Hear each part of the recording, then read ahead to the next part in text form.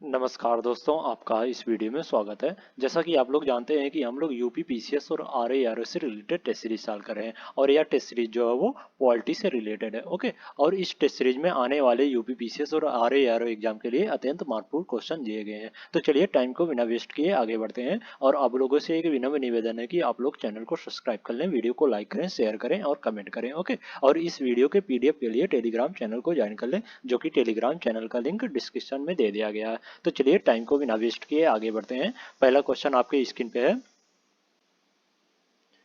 निम्नलिखित में से कौन सा 42वें संविधान संशोधन के माध्यम से भारत के संविधान की प्रस्तावना में जोड़ा गया था? ऑप्शन ए बंधुत्व, ऑप्शन बी व्यक्ति की गरिमा, ऑप्शन सी है अवसर की समानता और ऑप्शन डी है अखंडता। 42वें संविधान संशोधन 1976 द्वारा भारतीय संविधान की प्रस्तावना में समाजवादी, पंथ निरपेक्ष एवं अखंडता शब्द जोड़े गए थे। तो इस प्रकार इसमें डी द राइट आंसर हो जाएगा। ओके, नेक्स्ट क्वेश्चन है,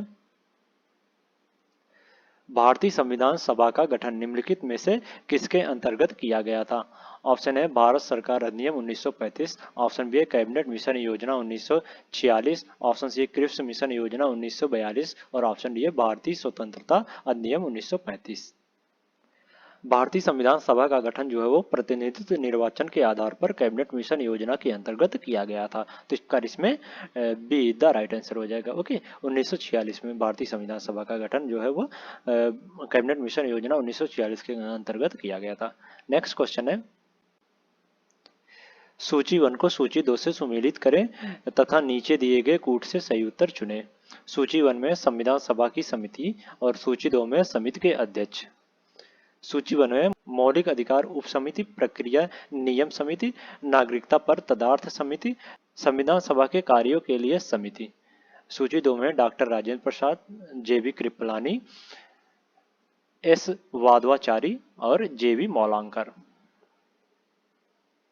मौलिक अधिकार उप समिति के अध्यक्ष जो थे वो जेबी कृपलानी थे। तो इस प्रकार इसमें ए का दो से सुमेलित हो जाएगा। ओके, और प्रक्रिया नियम समिति के अध्यक्ष जो थे वो डॉक्टर राजेंद्र प्रसाद थे, तो बी का 1 से सुमेलित हो जाएगा। ओके, नागरिकता पर तदर्थ समिति के अध्यक्ष जो थे वो एस वादवाचारी थे, तो सी का 3 से सुमेलित हो जाएगा। और संविधान सभा के कार्यों के लिए समिति के अध्यक्ष जो थे वो जेवी मौलांकर थे, तो इस प्रकार डी का 4 से सुमेलित हो जाएगा। तो इसमें 2 1 3 4, 2 1 3 4, तो इसमें ए इज द राइट आंसर हो जाएगा। ओके, नेक्स्ट क्वेश्चन है, वार्षिक केंद्रीय बजट लोकसभा द्वारा जब पारित नहीं किया जाता तो ऑप्शन ए बजट को संशोधित कर पुनः प्रस्तुत किया जाता है, ऑप्शन बी है बजट को सुझाव के लिए राज्यसभा को भेजा जाता है, ऑप्शन सी है केंद्रीय वित्त मंत्री को पदत्याग के लिए कहा जाता है और ऑप्शन डी है प्रधानमंत्री मंत्रिपरिषद सहित त्यागपत्र सौंपते हैं। यदि लोकसभा में वार्षिक केंद्रीय बजट पारित नहीं हो पाता है तब प्रधानमंत्री और मंत्रिपरिषद को त्यागपत्र देना पड़ता है, तो इसमें डी द राइट आंसर हो जाएगा। ओके, नेक्स्ट क्वेश्चन है, सूची 1 को सूची 2 से सुमेलित करें तथा नीचे दिए गए कूट से सही उत्तर चुनें। सूची 1 में राष्ट्र ध्वज को अपनाया गया, राष्ट्रगान को अपनाया गया, राष्ट्रमंडल में भारत की सदस्यता का सत्यापन, संविधान का अंतिम प्रारूप प्रस्तुत किया गया। और सूची 2 में 22 जुलाई 1947, 4 नवंबर 1948, मई 1949, 24 जनवरी 1950।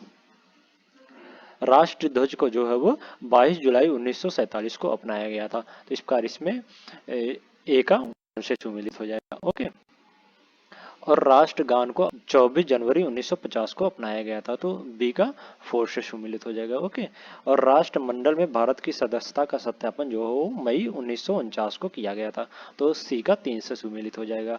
और संविधान सभा का अंतिम प्रारूप जो है वो 4 नवंबर 1948 को प्रस्तुत किया गया था, तो इस प्रकार इसमें डी का 2 से सुमेलित हो जाएगा। तो इसमें 1 4 3 2, 1 4 3 2, तो इसमें सी द राइट आंसर हो जाएगा। ओके, नेक्स्ट क्वेश्चन है,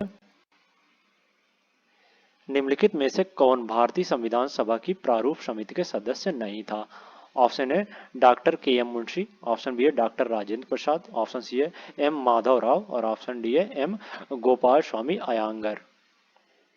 डॉक्टर राजेंद्र प्रसाद जो है वो प्रारूप समिति के सदस्य नहीं थे, तो इस प्रकार इसमें बी द राइट आंसर हो जाएगा। ओके, नेक्स्ट क्वेश्चन है, भारतीय संविधान में व्यापार, वाणिज्य और समागमन की स्वतंत्रता की विशेषता को निम्नलिखित में से किससे लिया गया है? ऑप्शन है संयुक्त राज्य अमेरिका के संविधान से, ऑप्शन बी है ऑस्ट्रेलिया के संविधान से, ऑप्शन सी है भारत शासन अधिनियम 1935 और ऑप्शन डी है कनाडा के संविधान से। भारतीय संविधान में व्यापार, वाणिज्य और समागमन की स्वतंत्रता को ऑस्ट्रेलिया के संविधान से लिया गया है, तो इस प्रकार इसमें बी द राइट आंसर हो जाएगा। ओके, नेक्स्ट क्वेश्चन है, भारत में संविधान के अंतर्गत निम्नलिखित में से कौन मौलिक कर्तव्य नहीं है? ऑप्शन है सार्वजनिक चुनाव में मतदान, ऑप्शन बी वैज्ञानिक वृत्ति का विकास, ऑप्शन सी सार्वजनिक संपत्ति की सुरक्षा और ऑप्शन डी है संविधान को मानना तथा इसके आदर्श का सम्मान। भारतीय संविधान में मूल कर्तव्य को 42वें संविधान संशोधन 1976 द्वारा जोड़ा गया था। प्रारंभ में 10 मौलिक कर्तव्य थे, लेकिन 2002 में और एक कर्तव्य जोड़ दिया गया है और सार्वजनिक चुनाव में मतदान करना मूल कर्तव्य के अंतर्गत नहीं आता है, तो इस प्रकार इसमें ए इज द राइट आंसर हो जाएगा। ओके, नेक्स्ट क्वेश्चन है, प्रदेश के कितने जिलों में विकास प्राधिकरण गठित है? ऑप्शन ए 51, ऑप्शन बी है 45, ऑप्शन सी है 35 और ऑप्शन डी है 27। प्रदेश के विकासशील नगरों का सुनियोजित विकास सुनिश्चित करने हेतु उत्तर प्रदेश नगर योजना एवं विकास अधिनियम 1973 के अधीन विकास प्राधिकरण का गठन किया गया जाता है। ओके, और प्रदेश में वर्तमान में 27 विकास प्राधिकरण है, तो इस प्रकार इसमें डी द राइट आंसर हो जाएगा। ओके, नेक्स्ट क्वेश्चन है, भारत सरकार अधिनियम 1935 में उल्लेखित निर्देशों के दस्तावेज इंस्ट्रूमेंट ऑफ इंस्ट्रक्शन भारत में संविधान में 1950 में किस रूप में समाहित किए गए? ऑप्शन ए मौलिक अधिकार, ऑप्शन बी है राज्य के नीति निर्देशक सिद्धांत, ऑप्शन सी है राज्य की कार्यपालिका शक्ति का परिमाण और ऑप्शन डी है भारत सरकार की कार्यवाही का संचालन।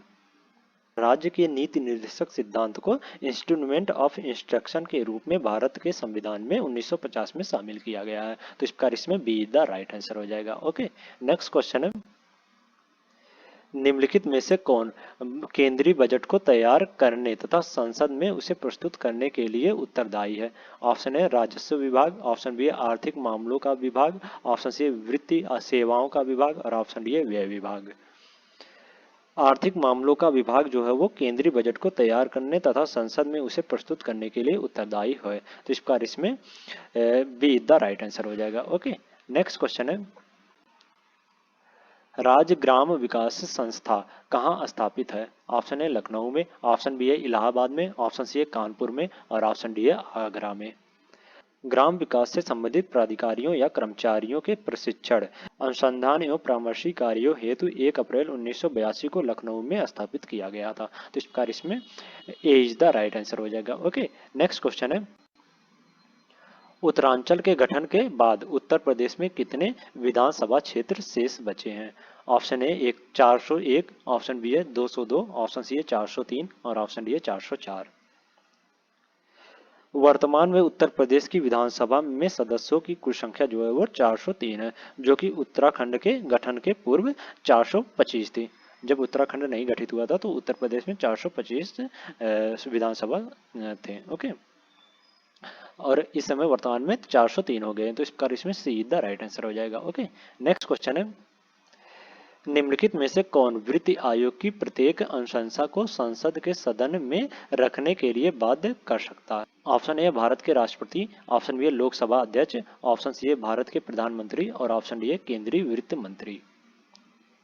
वित्त आयोग की प्रत्येक अनुशंसा को संसद के सदन में रख रखाव की जिम्मेदारी जो है वो भारत के राष्ट्रपति की होती है, तो इस प्रकार इसमें ए इज द राइट आंसर हो जाएगा। ओके, नेक्स्ट क्वेश्चन है, निम्नलिखित में से किस अधिनियम द्वारा चुनाव सिद्धांत का सूत्रपात किया गया था?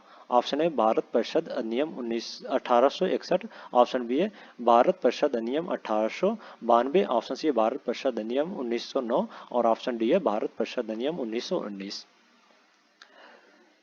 भारत परिषद अधिनियम 1992 के द्वारा चुनाव सिद्धांत का सूत्रपात किया गया था, तो इस प्रकार इसमें बी द राइट आंसर हो जाएगा। ओके, नेक्स्ट क्वेश्चन है, सूची 1 को सूची 2 से सुमेलित कीजिए तथा सूचियों के नीचे दिए गए कूट से सही उत्तर चुनें। सूची 1 में शब्द और सूची 2 में द्वारा परिभाषित।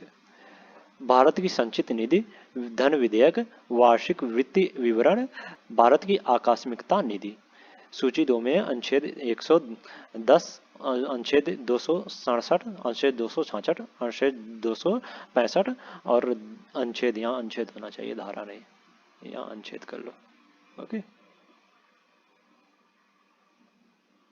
अनुच्छेद 112 भारत की संचित निधि का प्रावधान जो है वो अनुच्छेद 266 में परिभाषित है, तो इस प्रकार ए का 3 से सुमेलित हो जाएगा। ओके, और धन विधेयक का प्रावधान जो है वो अनुच्छेद 110 में परिभाषित है, तो बी का 1 से सुमेलित हो जाएगा। ओके, और वार्षिक वृत्ति विवरण जो है वो अनुच्छेद 112 में है, दिया गया है वार्षिक वृत्ति विवरण का। ओके, तो सी का 5 से सुमेलित हो जाएगा। ओके, और भारत का आकस्मिकता निधि जो है वो अनुच्छेद 267 में परिभाषित है, तो डी का 2 से सुमेलित हो जाएगा। ओके, तो इसमें 3 1 5 2, 3 1 5 2, तो इसमें डी द राइट आंसर हो जाएगा। ओके, नेक्स्ट क्वेश्चन है, भारत सरकार अधिनियम 1935 की प्रमुख विशेषताएं हैं। पहला है अखिल भारतीय संघ, दूसरा है प्रांतीय स्वायत्तता, तीसरा है केंद्र में द्वैध शासन और चौथा है राज्यों में द्वैध शासन की समाप्ति। भारत सरकार अधिनियम 1935 भारत में पूर्ण उत्तरदायी सरकार के गठन में एक मील का पत्थर साबित हुआ है। ओके, यह एक लंबा और विस्तृत दस्तावेज था जिसमें 321 धाराएं और 10 अनुसूचियां थी। इस अधिनियम की विशेषताएं इस प्रकार हैं, इसमें अखिल भारतीय संघ, प्रांतीय स्वायत्तता, केंद्र में द्वैध शासन, राज्यों में द्वैध शासन की समाप्ति और 6 राज्यों में द्विसदनीय व्यवस्था का प्रावधान था। तो इस प्रकार इसमें जो ये चारों हैं वो भारत सरकार अधिनियम 1935 की प्रमुख विशेषताएं हैं, तो इसमें डी द राइट आंसर हो जाएगा। ओके, नेक्स्ट क्वेश्चन है, हमने हमेशा से यह कहा है कि समाजवाद का हमारा अपना ब्रांड है। हम अपनी जरूरत के अनुसार जिन क्षेत्रों में आवश्यकता होगी उनका राष्ट्रीयकरण करेंगे, सिर्फ राष्ट्रवाद ही समाजवाद का हमारा प्रकार नहीं है। उपरोक्त कथन किसने कहा था, किसने कहा है? Option A Jawaharlal Nehru, option B Indira Gandhi, option C है अटल बिहारी वाजपेयी और ऑप्शन डी है चौधरी चरण सिंह। उपरोक्त कथन जो है वो इंदिरा गांधी जी ने कहा है, तो इस प्रकार इसमें बी द राइट आंसर हो जाएगा। ओके, नेक्स्ट क्वेश्चन है, अंतर्राज्यीय जल विवाद निम्न में से किस अनुच्छेद से संबंधित है? ऑप्शन ए अनुच्छेद 262, ऑप्शन बी अनुच्छेद 263, ऑप्शन सी अनुच्छेद 362 और ऑप्शन डी है अनुच्छेद 261। संविधान का अनुच्छेद 262 जो है वो अंतर्राज्यीय जल विवाद के न्यायन निर्णय से संबंधित है, तो इस प्रकार इसमें ए इज द राइट आंसर हो जाएगा। ओके, नेक्स्ट क्वेश्चन है, निम्नलिखित में से कौन सा एक आपातकाल का आधार नहीं माना जाता? ऑप्शन ए बाह्य आक्रमण, ऑप्शन बी है युद्ध, ऑप्शन सी है आंतरिक गड़बड़ी और ऑप्शन ए सशस्त्र विद्रोह। प्रारंभ में संविधान में राष्ट्रीय आपात के तीसरे आधार के रूप में आंतरिक गड़बड़ी का प्रयोग किया जाता था, किंतु यह शब्द बहुत ही अस्पष्ट और विस्तृत अनुमान वाला था। अतः 1978 के 44वें संविधान संशोधन द्वारा आंतरिक गड़बड़ी शब्द को सशस्त्र विद्रोह शब्द में विस्थापित कर दिया गया है, तो इस प्रकार इसमें जो आंतरिक गड़बड़ी है वो आपात का आधार नहीं माना जाता अब, तो इस प्रकार इसमें सी द राइट आंसर हो जाएगा। ओके, नेक्स्ट क्वेश्चन है, उत्तर प्रदेश में लोकयुक्त का पद कब सृजित किया गया? Option A 1975, option B 1950, option C है 1977 और ऑप्शन डी 1965। उत्तर प्रदेश सरकार द्वारा 1975 में उत्तर प्रदेश लोक आयुक्त तथा उप लोक आयुक्त अधिनियम 1975 पारित किया गया। इस अधिनियम के तहत 1977 को उत्तर प्रदेश का प्रमुख लोकायुक्त न्यायमूर्ति विशंभर दयाल को नियुक्त किया गया है, तो इस प्रकार इसमें ए इज द राइट आंसर हो जाएगा। ओके, लोकयुक्त पद का सृजन जो है वो 1975 में किया गया और लोकयुक्त जो है वो प्रथम बार 1977 में नियुक्त हुआ था। ओके, तो इसमें ए इज द राइट आंसर हो जाएगा। नेक्स्ट क्वेश्चन है, उत्तर प्रदेश लोक सेवा प्राधिकरण की स्थापना की गई। Option A 1976, option B 1975, option C 1977 और ऑप्शन डी 1971। सरकारी कर्मचारियों की सेवाओं से संबंधित मामले की संख्या सामान्यतः न्यायालयों में निरंतर बढ़ता जा रहा है, जिससे कर्मचारी, अधिकारी, निगमों और कंपनियों के धन और समय का व्यय होता है। अतः इस कठिनाई को दूर करने के लिए 1976 में उत्तर प्रदेश लोक सेवा प्राधिकरण की स्थापना की गई थी, तो इस प्रकार इसमें ए इज द राइट आंसर हो जाएगा। ओके, 1976 में लोक सेवा प्राधिकरण की स्थापना की गई थी। ओके, नेक्स्ट क्वेश्चन है, उत्तर प्रदेश विधानसभा के प्रथम अध्यक्ष थे। Option A Madan Mohan Verma, option B Purushottam Das Tandon, option C Atmaram Govind Kher और ऑप्शन डी है नफीकुल हसन। उत्तर प्रदेश विधानसभा के प्रथम अध्यक्ष जो थे वो पुरुषोत्तम दास टंडन थे। तो इस प्रकार इसमें बी द राइट आंसर हो जाएगा। ओके, नेक्स्ट क्वेश्चन है, प्रदेश के नगरों में मेयर का निर्वाचन होता है। ऑप्शन ए नगर निगम के सदस्यों द्वारा, ऑप्शन बी नगर निगम की कार्यकारिणी समिति के सदस्यों द्वारा, ऑप्शन सी सीधे नगर के निर्वाचकों द्वारा, और ऑप्शन डी निगम में सबसे बड़ी राजनीतिक दल के सदस्यों द्वारा। नगर प्रमुख या मेयर का निर्वाचन जो है वो सीधे नगर के निर्वाचकों द्वारा प्रत्यक्ष रूप से चुना जाता है। तो इस प्रकार इसमें सीधा राइट आंसर हो जाएगा। ओके, नेक्स्ट क्वेश्चन है, अतरांकिक प्रश्न के संदर्भ में निम्नलिखित में से कौन सा कथन सही है। पहला है इस पर तारे का चिन्ह होता है, दूसरा है इसके उत्तर मौखिक रूप से दिए जाते हैं, और तीसरा कथन है इस तरह के प्रश्न में पूरक प्रश्न नहीं पूछे जाते हैं। ऑप्शन ए केवल 2 और 3, ऑप्शन बी है केवल 1 और 2, ऑप्शन सी है केवल 3, और ऑप्शन डी है 1, 2 और 3। अतरांकिक प्रश्न वहाँ होता है जिसका सभा में मौखिक उत्तर नहीं मांगा जाता है और जिस पर कोई अनुपूरक प्रश्न नहीं पूछा जा सकता है। ओके, ऐसे प्रश्न का लिखित उत्तर जो है वो प्रश्न काल के बाद जिस मंत्री से वह प्रश्न पूछा जाता है उसके द्वारा सभा पटल पर रखा गया माना जाता है। ओके, तो इस प्रकार इसमें जो कथन 3 है वो सही हो जाएगा और कथन 1 और 2 जो है वो गलत हो जाएंगे। तो इसमें केवल 3 सही है, तो सीधा राइट आंसर हो जाएगा। ओके, नेक्स्ट क्वेश्चन है, निम्नलिखित में से कौन उत्तर प्रदेश के मुख्यमंत्री नहीं रहे हैं। Option A Govind Vallabh Pant, option B T N Singh, option C है नित्यानंद स्वामी, और ऑप्शन डी है राम नरेश यादव। जो नित्यानंद स्वामी है वो उत्तर प्रदेश के मुख्यमंत्री नहीं रहे हैं। तो इस प्रकार इसमें सीधा राइट आंसर हो जाएगा। ओके, नेक्स्ट क्वेश्चन है, निम्नलिखित में से कौन सी भारतीय संघीय प्रणाली की विशेषताएं हैं। पहला है शक्तियों का बंटवारा, दूसरा है शक्तियों का पृथक्करण, तीसरा है स्वतंत्र न्यायपालिका, चौथा है प्रधानमंत्री का नेतृत्व, और पांचवा है लिखित संविधान। नीचे दिए गए कूट का प्रयोग कर सही उत्तर चुने। ऑप्शन ए केवल 2 और 4, ऑप्शन बी केवल 1 और 4, ऑप्शन सी केवल 1, 3 और 5, और ऑप्शन डी 1, 2, 3 और 4 और 5। संघीय सरकार की निम्नलिखित विशेषताएं हैं और वे हैं दोहरी सरकार, लिखित संविधान, राष्ट्रीय एवं क्षेत्रीय सरकारों के मध्य शक्तियों का बंटवारा, संविधान की सर्वोच्चता, कठोर संविधान, स्वतंत्र न्यायपालिका और द्विसदनीय विधायिका। तो इस प्रकार इसमें 1, 3 और 5 द राइट आंसर हो जाएगा इसमें। ओके, शक्तियों का बंटवारा, स्वतंत्र न्यायपालिका और लिखित संविधान जो है वो भारतीय संघीय प्रणाली की विशेषताएं हैं। तो इस प्रकार इसमें सीधा राइट आंसर हो जाएगा। ओके, नेक्स्ट क्वेश्चन है, निम्नलिखित कथनों पर विचार कीजिए। पहला, स्थानीय शासन के निर्वाचित निकाय सन 1882 के पश्चात अस्तित्व में आए, उस समय लॉर्ड लिट्टन भारत के वायसराय थे। और दूसरा कथन है महात्मा गांधी राजनीतिक सत्ता के विकेंद्रीकरण के समर्थन थे परंतु आर्थिक के नहीं। उपयुक्त कथनों में से कौन सा सही नहीं है। ऑप्शन ए केवल 1, ऑप्शन बी केवल 2, ऑप्शन सी 1 और 2 दोनों, और ऑप्शन डी ना तो 1 और ना ही 2।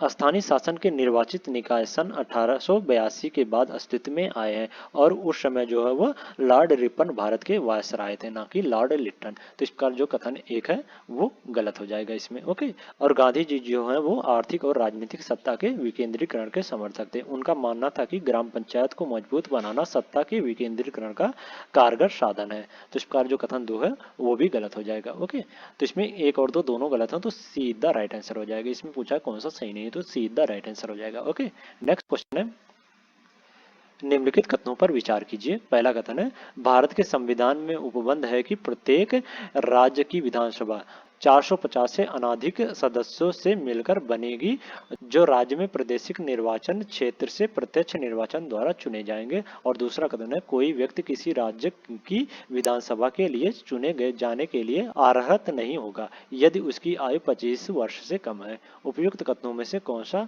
सही है। ऑप्शन ए केवल 1, ऑप्शन बी केवल 2, ऑप्शन सी 1 और 2 दोनों, और ऑप्शन डी ना तो 1 और ना ही 2।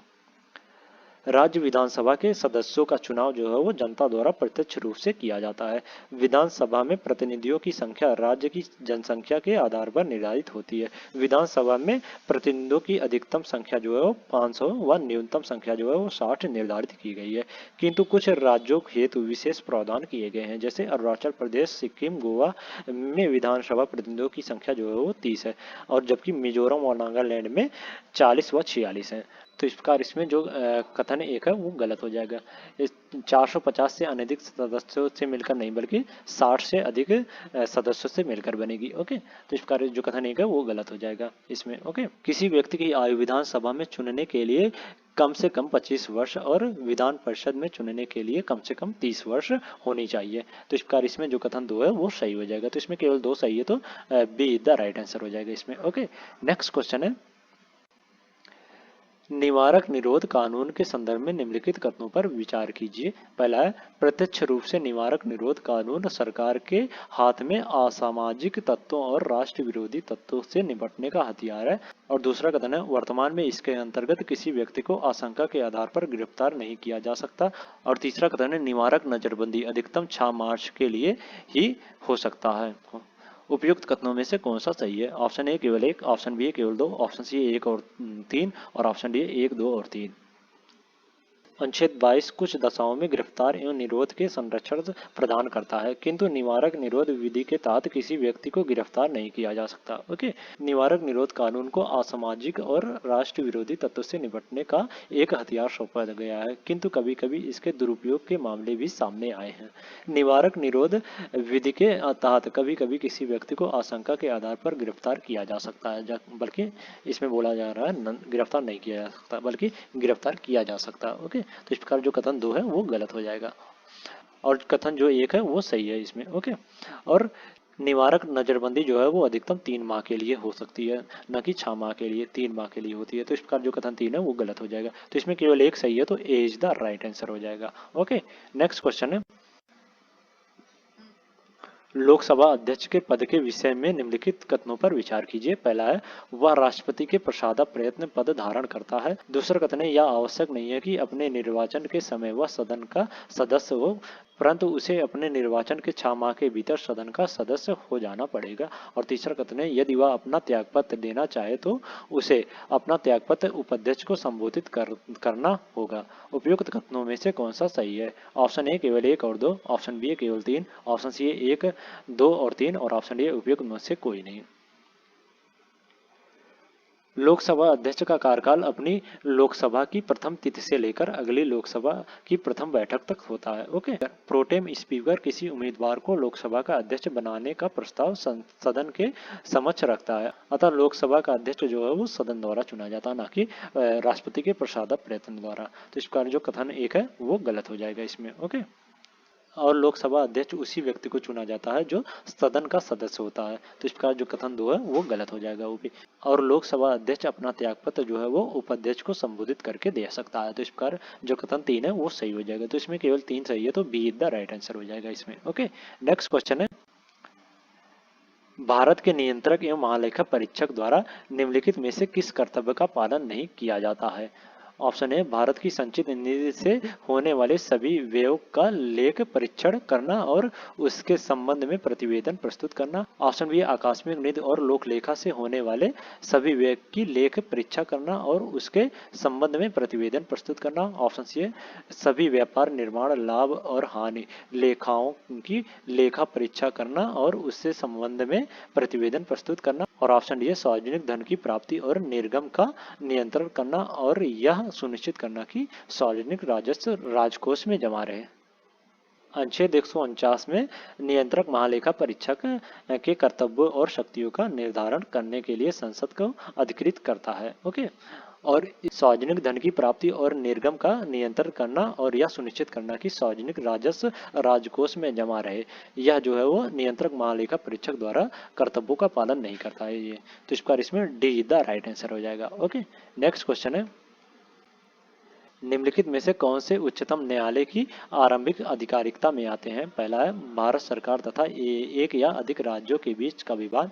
दूसरा है, संसद के किसी भी सदन या राज्य विधानमंडल में हुए चुनाव पर विवाद। तीसरा है, भारत सरकार तथा किसी संघ राज्य क्षेत्र के बीच का विवाद। और चौथा है, दो या अधिक राज्यों के बीच का विवाद। निम्नलिखित कूटों के आधार पर सही उत्तर चुने। ऑप्शन ए केवल एक और दो, ऑप्शन बी केवल दो और तीन, ऑप्शन सी केवल एक और चार, और ऑप्शन डी केवल तीन और चार। भारतीय संविधान का अनुच्छेद 131 जो है वो उच्चतम न्यायालय की आरंभिक अधिकारिकता में आता है। और उच्चतम न्यायालय की आरंभिक अधिकारिकता में जो आते हैं वे हैं भारत सरकार और एक या अधिक राज्यों के बीच विवाद, और दूसरा है एक और भारत सरकार और किसी राज्य या राज्यों, और दूसरी ओर एक या अधिक अन्य राज्यों के बीच विवाद, और तीसरा है दो या अधिक राज्यों के बीच विवाद। ये जो है वो उच्चतम न्यायालय के आरंभिक अधिकारिकता में आते हैं। तो इस प्रकार इसमें 1 और 4 इज द राइट आंसर हो जाएगा इसमें। ओके, तो इसमें सी इज द राइट आंसर हो जाएगा। नेक्स्ट क्वेश्चन है,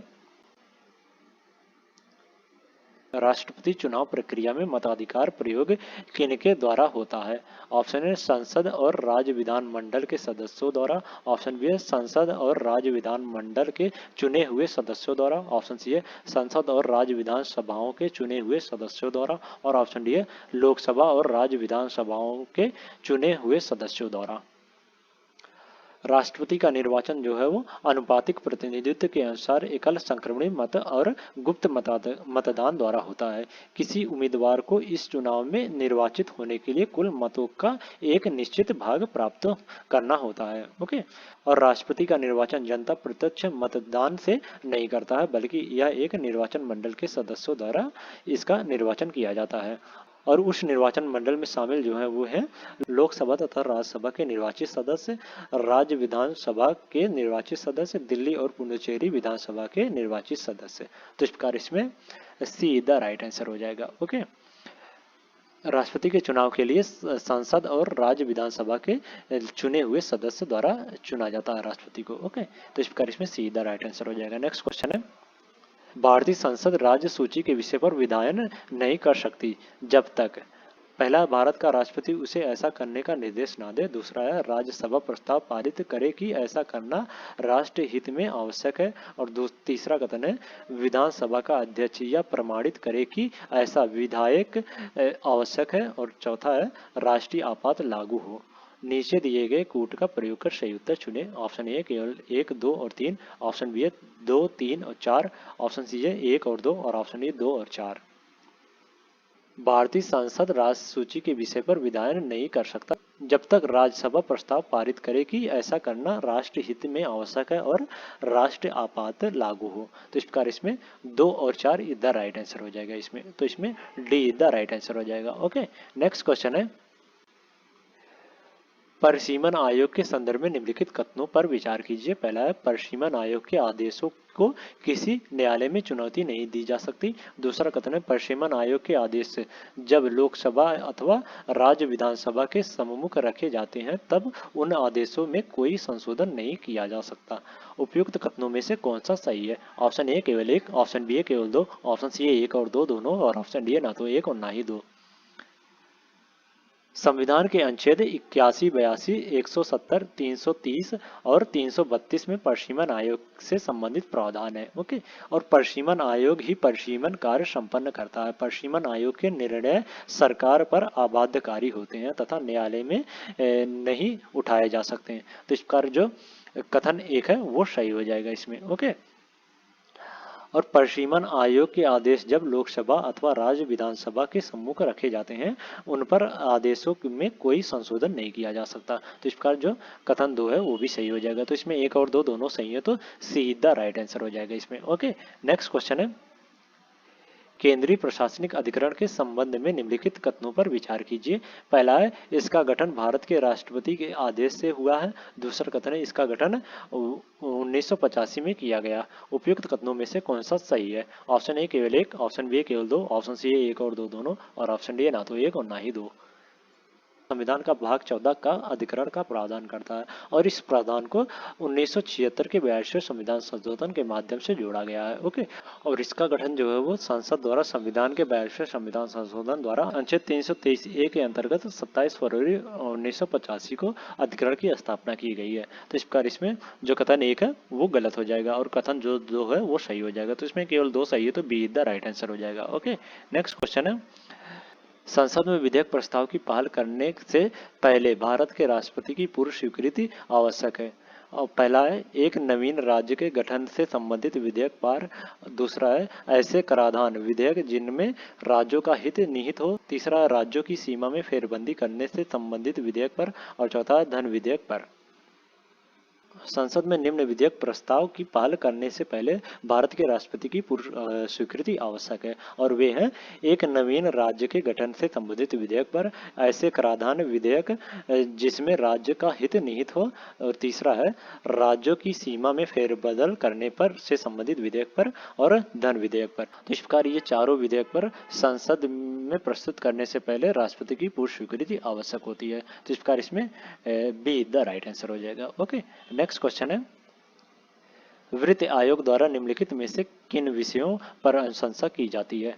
पहला है कर से हुई प्राप्तियों का केंद्र और राज्य के मध्य वितरण, दूसरा है भारत के लोक लेखा से राज्यों को आवंटित की जाने वाली राशि। उपयुक्त कथनों में से कौन सा सही है। ऑप्शन ए केवल एक, ऑप्शन बी केवल दो, ऑप्शन सी एक और दो दोनों, और ऑप्शन डी ना तो एक और ना ही दो।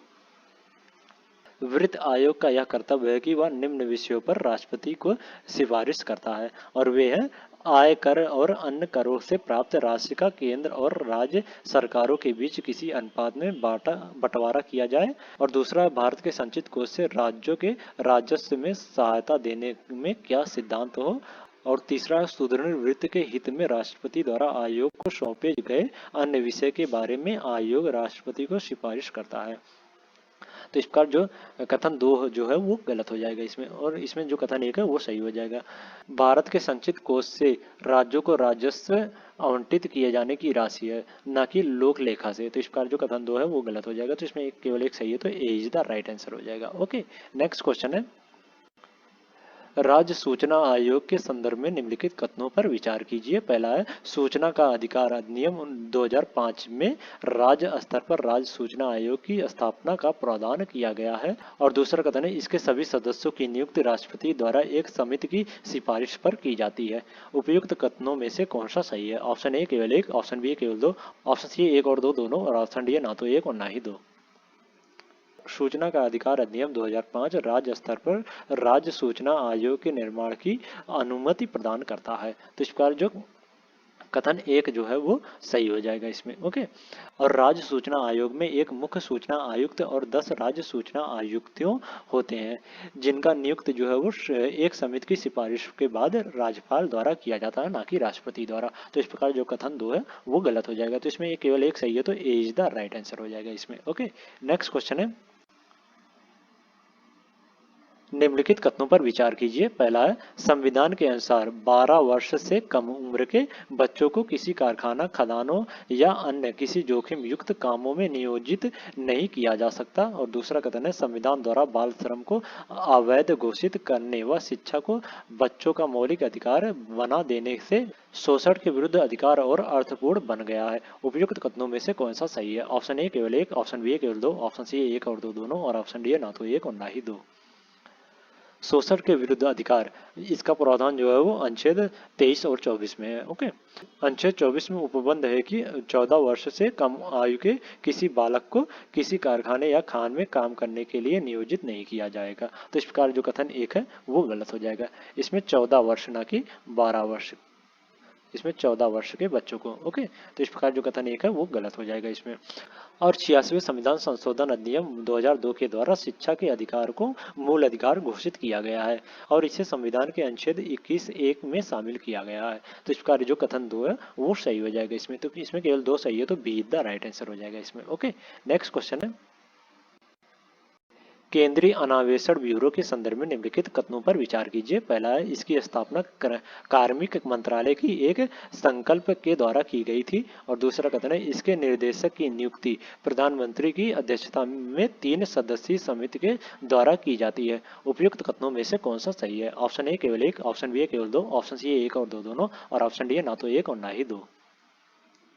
केंद्रीय अन्वेषण ब्यूरो की स्थापना जो है वो संस्थान समिति की सिफारिश के आधार पर की गई है, न कि कार्मिक मंत्रालय की एक संकल्प के द्वारा। तो इस प्रकार जो कथन एक है वो गलत हो जाएगा इसमें। ओके, और इसके निर्देशक की नियुक्ति जो है वो प्रधानमंत्री की अध्यक्षता में 3 सदस्यीय समिति, जिसमें लोकसभा के विपक्ष का नेता तथा भारत के मुख्य न्यायाधीश व उनके द्वारा नामित सर्वोच्च न्यायालय का कोई न्यायाधीश हो, की अनुशंसा पर केंद्र सरकार केंद्र जांच ब्यूरो के निर्देशक की नियुक्त करता है। तो इसका जो कथन 2 है वो सही हो जाएगा। तो इसमें केवल 2 सही है, तो B is the right answer हो जाएगा इसमें। ओके, नेक्स्ट क्वेश्चन है, भारत के महान्यायवादी के संदर्भ में निम्नलिखित कथनों पर विचार कीजिए। कथनों हो जाएगा। ओके, पहला है, महान्यायवादी की नियुक्ति के लिए किसी व्यक्ति में वही योग्यता होनी आवश्यक है जो उच्चतम न्यायालय के न्यायाधीश की नियुक्ति के लिए होती है। और दूसरा कथन है, संविधान के अनुच्छेद 76 में महान्यायवादी के कार्यकाल को स्पष्ट रूप से निर्धारित किया गया है।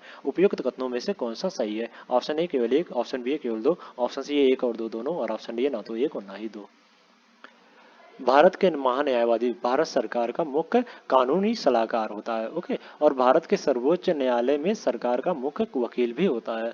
भारत के अटॉर्नी जनरल यानी महान्यायवादी को संविधान की धारा 76(1) के तहत भारत के राष्ट्रपति द्वारा नियुक्त किया जाता है, और वह राष्ट्रपति के प्रसादक प्रयत्न पर अपना पद पर रहता है। तो इसका जो कथन 2 है वो सही हो जाएगा इसमें। ओके, और महान्यायवादी की नियुक्ति के लिए किसी व्यक्ति में भी वही योग्यता होनी आवश्यक है जो उच्चतम न्यायालय के न्यायाधीश के नियुक्त के लिए होती है। तो इसका जो कथन 1 है वो भी सही हो जाएगा। तो इसमें 1 और 2 दोनों सही है, तो सी इज द राइट आंसर हो जाएगा इसमें। ओके, नेक्स्ट क्वेश्चन है,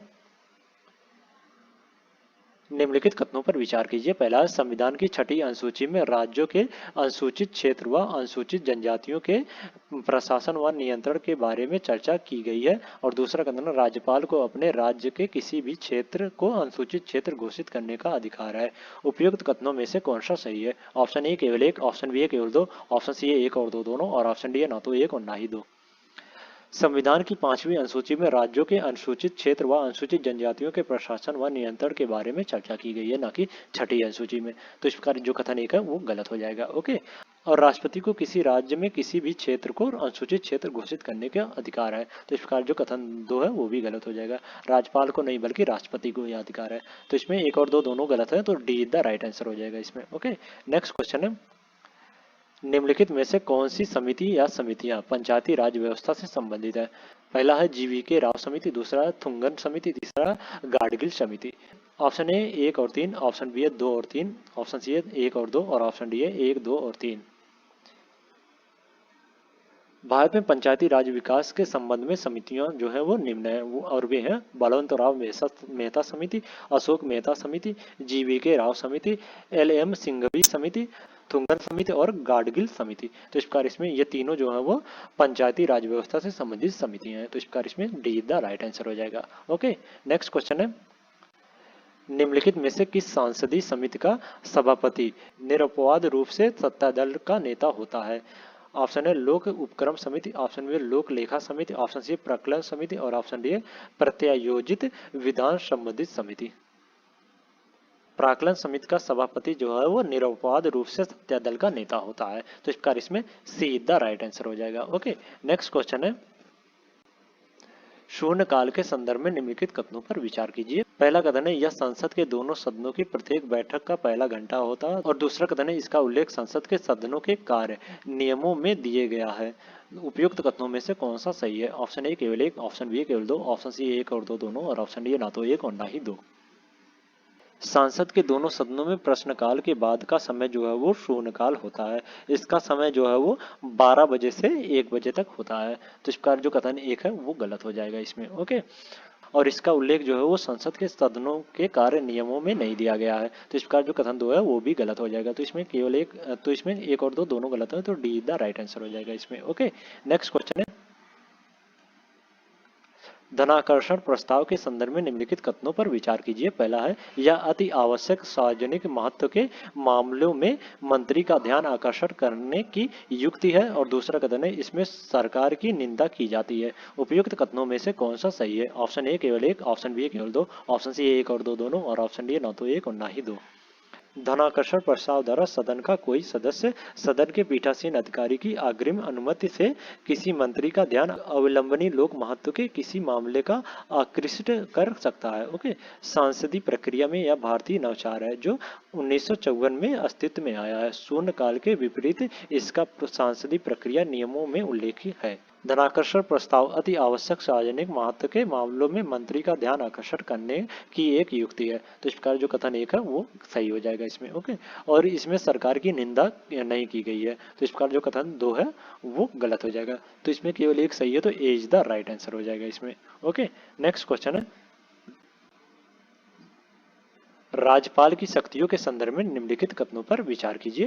पहला है, संविधान में राज्यपाल के द्वारा विवेकानुसार कार्य करने की शक्ति दी गई है, जबकि राष्ट्रपति के लिए ऐसी कोई शक्ति स्पष्ट रूप से व्यक्त नहीं की गई है। दूसरा कथन है, विधानसभा का आह्वान करने की शक्ति उसका विवेका अधिकार है। तीसरा कथन है, सशस्त्र बल अधिनियम 1958 के तहत वह किसी भी क्षेत्र को उपद्रवग्रस्त क्षेत्र घोषित कर सकता है। उपयुक्त कथनों में से कौन सा सही है? ऑप्शन ए केवल एक, ऑप्शन बी केवल एक और दो, ऑप्शन सी है केवल एक और तीन, और ऑप्शन डी एक, दो और तीन।